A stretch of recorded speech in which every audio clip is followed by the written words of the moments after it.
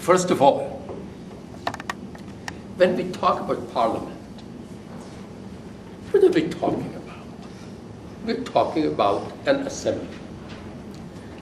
And we're talking about indirect democracy. That is, the public selects its representatives to go and speak on its behalf.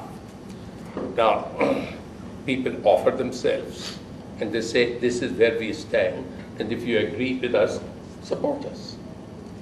For this, you need a social infrastructure, that is the political parties and political groups and constituency associations, I mean all of that. In Afghanistan, none of this exists. The concept of a political party doesn't exist. Because the West, the Americans and the Europeans brought this concept, how do people get there?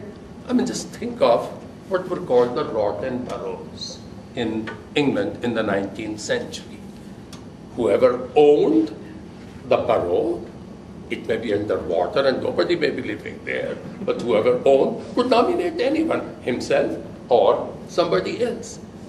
Basically, if you are a power holder in Afghanistan, and you are a power holder if you're a tribal leader, and of course it's always tribal leaders who are also warlords, because they are not two separate things. Tribal leader, religious leader, warlord, if you are among this group, then you have your, you can say, retainers, personal retainers, who will support you. And so that is how you get to parliament. So who does parliament represent? Parliament, I mean, it represents in Afghanistan those who hold power in the country. And we forget, here we can change the system by getting into the system and trying to persuade people to see things our way, and that way we can bring about change. In traditional societies, the system of power exists, and there is no way that you can enter it if you are outside. And that is why, in those societies, it's not the system of election and control of parliament that can lead to a change.